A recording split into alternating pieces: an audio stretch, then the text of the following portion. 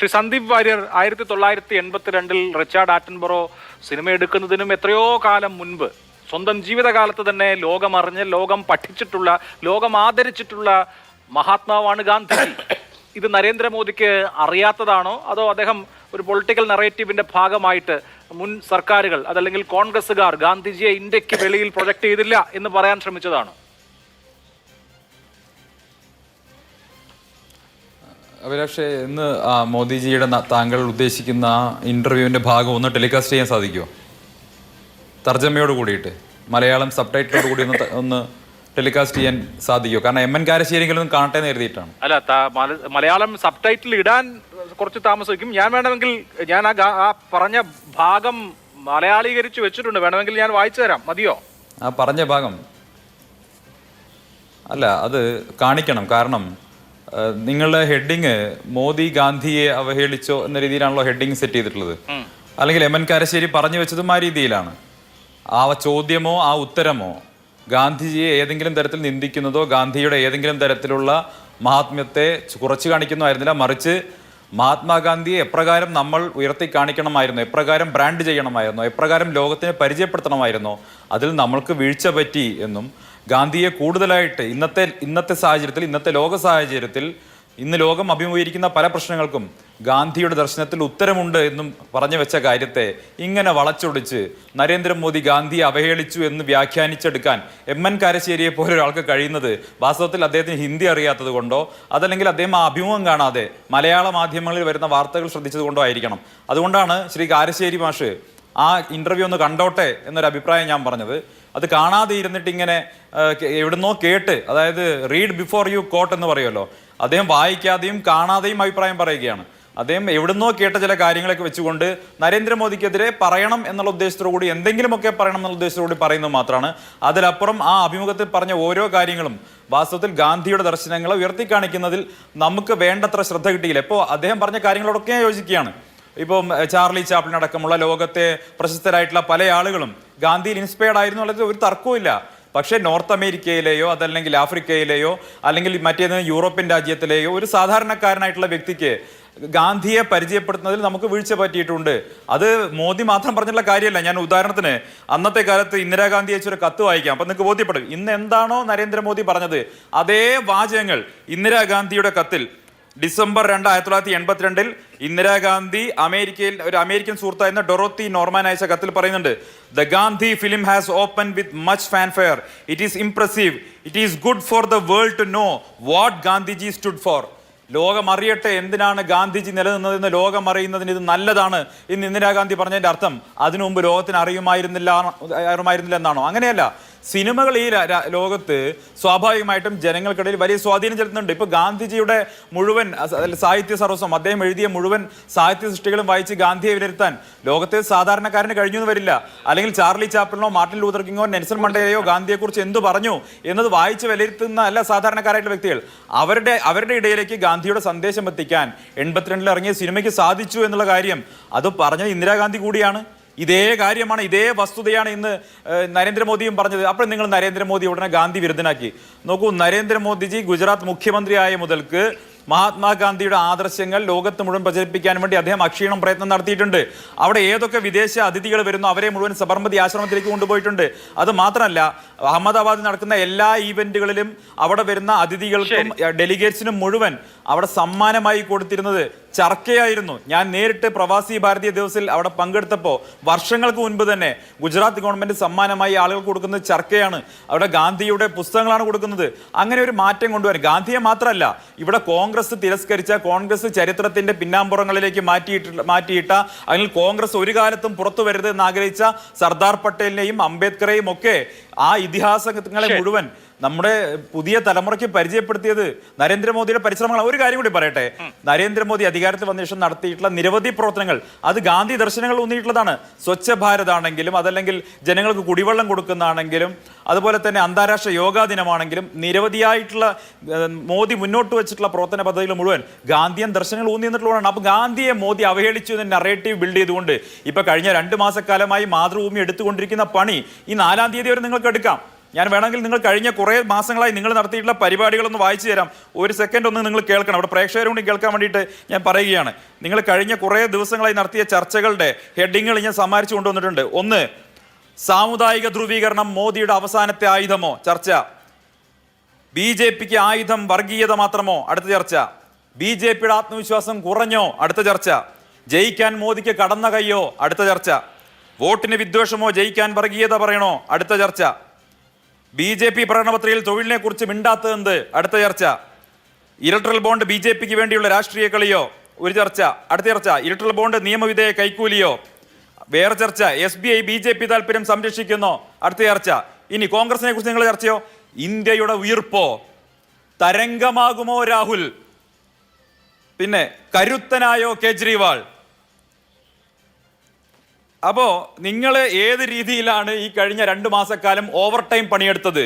അതിനി ആരുടെയൊക്കെ എവിടുന്നൊക്കെയുള്ള സഹായങ്ങൾ നിങ്ങൾക്ക് കിട്ടിയിട്ടുണ്ട്? നിങ്ങളാണ് തുറന്നു പറയേണ്ടത്. ഇതൊക്കെ ജനങ്ങൾ ബോധ്യപ്പെടാൻ വേണ്ടി പറഞ്ഞതാണ്. നിങ്ങൾ നന്നാവുന്ന പ്രതീക്ഷ എനിക്കില്ല. അല്ല, സ്വന്തം നിലയിൽ സ്വന്തം ബോധ്യത്തിൽ പറഞ്ഞാൽ പോരെ? അതിനിപ്പോ ആരെങ്കിലും സഹായിക്കണോ?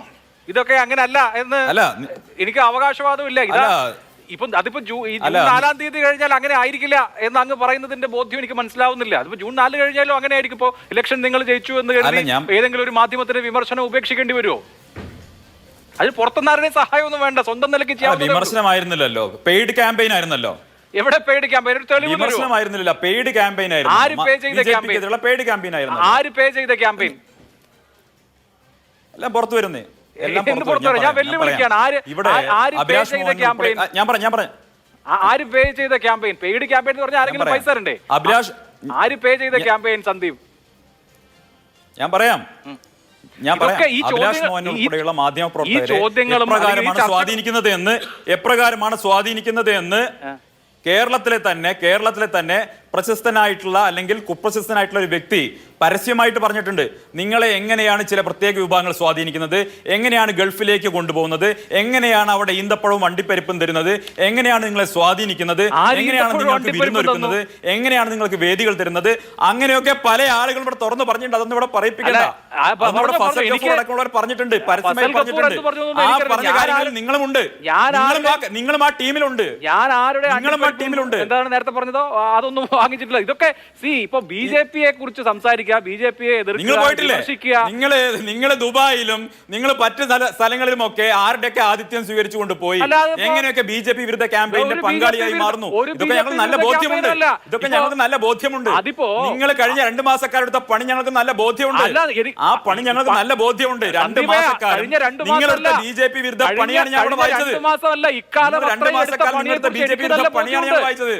അതെന്ന് ആ പണിക്ക് അതെല്ലാം BJP വിരുദ്ധ പണി. ഞങ്ങൾക്ക് നല്ല ബോധ്യമുണ്ട്. ആ ബോധ്യം ഞങ്ങൾക്കുണ്ട്. കഴിഞ്ഞ 4-ാം തീയതി ജനങ്ങൾ ഇതിനൊക്കെ മറുപടി തരും. 4-ാം തീയതി ജനങ്ങൾ ഇതിനൊക്കെ മറുപടി തരും. അഭിലാഷ്, 4-ാം തീയതി മാതൃഭൂമി അടക്കമുള്ള മാധ്യമങ്ങൾ നടത്തിയിട്ടുള്ള നിങ്ങൾ നടത്തിയിട്ടുള്ള BJP വിരുദ്ധ പ്രചരണം, രാഹുൽ ഗാന്ധി അതുപോലെ തന്നെ അവരുടെ മുന്നണിക്കും കോൺഗ്രസിനും അനുകൂലമായി നടത്തിയിട്ടുള്ള പണികൾ പരാജയപ്പെടാൻ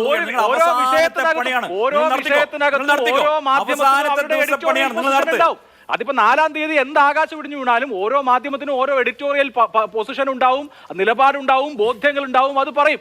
അത് ഒന്നാമത്തെ കാര്യം. അതിപ്പോ 4-ാം തീയതി എന്ത് സംഭവിച്ചാലും അങ്ങനെ അത് ഒന്നാമത്തെ കാര്യം. 2, താങ്കൾ പറഞ്ഞു പെയ്ഡാണെന്ന്.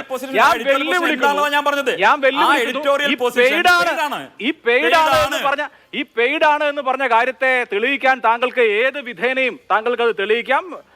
അത് താങ്കളോടുള്ള ഓപ്പൺ ആയിട്ടുള്ള ചലഞ്ചാണ്. താങ്കൾക്ക് അത് പെയ്ഡാണ് എന്നുള്ളത് തെളിയിക്കാം. പിന്നെ വിവിധ പരിപാടികൾ അതിപ്പോ പല ആളുകൾ സംഘടിപ്പിക്കുന്നതാകാം, പല എന്താ പറയാ, അത് നമുക്ക് നമ്മുടെ അഭിപ്രായം പറയാനുള്ള വേദികളിൽ പോവാം. അത് ചിലപ്പോൾ രാഷ്ട്രീയ കക്ഷികൾ ഫസൽ ഗഫൂർ പറഞ്ഞാൽ നിങ്ങൾ നിഷേധിച്ചിട്ടുണ്ടോ? ഫസൽ ഗഫൂർ എന്താണ് പറഞ്ഞത്? ഫസൽ ഗഫൂർ പറഞ്ഞത് അഭിലാഷ് അടക്കമുള്ള ആദിത്യം സ്വീകരിച്ചിട്ടുണ്ട്. ആളാക്കി മാറ്റുന്നു. അവരുടെ നാവായി മാറുന്നു. മുസ്ലിം സംഘടനകളെയും നാവായി മാറുന്നു. നിങ്ങൾ ദുബായിലേക്ക് പോകുന്നു. നിങ്ങൾ പല സംഘടനകൾ ആദിത്യം സ്വീകരിക്കുന്നു. ആദിത്യം സ്വീകരിക്കുന്നയാളാണ്. നിങ്ങൾക്ക് BJP യുടെ അജണ്ടയുണ്ട്. ഞാൻ ദുബായിൽ ഏത് സംഘടനയുടെ അജണ്ടയുമായി മുന്നോട്ട് പോകുന്നയാളാണ്. പറയൂ സന്ദീപ്. നിങ്ങളത് പോകൂ. നിങ്ങൾ പോയിട്ടുണ്ട്. എവിടെ പോയി? നിങ്ങൾ നിരവധി ആളുകളുടെ നിരവധി ഡ്യൂബിയസ് ആയിട്ടുള്ള സംഘടനകളെ ആദിത്യം സ്വീകരിച്ചവരാണ്. ഏത് സംഘടനയുടെ? മാധ്യമ പ്രവർത്തകർ, ഏത് സംഘടനയുടെ ഏത് ഡ്യൂബിയസ് അടക്കമുള്ളവർ, നിങ്ങൾ അടക്കമുള്ള ആളുകളോട് ചുമ്മാ പറയല്ലേ? നിങ്ങൾ ഒരു കാര്യം പറഞ്ഞിട്ട് ഗോൾ പോസ്റ്റ് മാറ്റി കൊണ്ടുപോകല്ലേ? ഇസ്ലാമിയുടെ കൂടെ പോയവരാണ്. ഡ്യൂബിയസ് ആയ സംഘടനയുടെ ആദിത്യം സ്വീകരിച്ചിട്ടുള്ള ഏത് സംഘടനയുടെ നിങ്ങൾ ജമാഅത്തെ സംഘടനയുടെ ആദിത്യം സ്വീകരിച്ചു ഇസ്ലാമിയുടെ പരിപാടികൾ പോയിട്ടില്ലേ? ജമാഅത്തെ ഇസ്ലാമിയുടെ ഏത് പരിപാടിക്ക് ഞാൻ പോയി? ഒരു പരിപാടി പറ. ജമാഅത്തെ ഇസ്ലാമിയുടെ പരിപാടി നിങ്ങൾ പോയിട്ടില്ലേ? ജമാഅത്തെ ഇസ്ലാമിയുടെ ഏത് പരിപാടിക്ക് പോയി പറ. ജമാഅത്തെ ഇസ്ലാമി അടക്കമുള്ള നിരവധി ആളുകൾ ജമാഅത്തെ ഇസ്ലാമിയുടെ ഏത് പരിപാടിക്ക് ഞാൻ പോയി പറ. നിങ്ങൾ കാണിച്ചു തരാന്നേ. എവിടെ കാണിക്കാം? ജമാഅത്തെ ഇസ്ലാമിയുടെ ഏത് പരിപാടിക്ക് പോയി? എവിടെ പരിപാടി പോയി? നിങ്ങൾ KMCCയുടെ പരിപാടിക്ക് പോയിട്ടുണ്ട്. എവിടെ പോയി? KMCCയുടെ പരിപാടിക്ക് പോയിട്ടുണ്ട്. ലീഗിന്റെ ആദിത്യം സ്വീകരിച്ചിട്ടുണ്ട്. നിങ്ങൾ പോയിട്ടുണ്ട്. എവിടെ പോയി? അവർ ഫണ്ട് ചെയ്യുന്ന ജമാഅത്തെ ഇസ്ലാമിയുടെ പരിപാടിക്ക് ഞാൻ എവിടെ പോയി? ലീഗിന്റെ പരിപാടിക്ക്, KMCCയുടെ പരിപാടിക്ക് എവിടെ പോയി? ഞാൻ MSF സംസ്ഥാന സമ്മേളനത്തിൽ സെമിനാറിൽ നിങ്ങൾ ജമാഅത്തെ ഇസ്ലാമിയുടെ അത് പറയേ, നിങ്ങൾ ജമാഅത്തെ ഇസ്ലാമിയുടെ ശമ്പളം വാങ്ങിയിരുന്ന ആളല്ലേ? എന്ത് ശമ്പളം? എപ്പോ ശമ്പളം വാങ്ങിച്ചു? ഞാനൊരു മാധ്യമ സ്ഥാപനത്തിൽ ജോലി ചെയ്തിട്ടുണ്ട്. നമ്മൾ ജോലി ചെയ്യുന്നത് ശമ്പളം വാങ്ങിക്കാനാണ്. ശമ്പളം വാങ്ങിച്ചു ജോലി ചെയ്യുന്നത് നിങ്ങൾ അജണ്ടയുണ്ട്.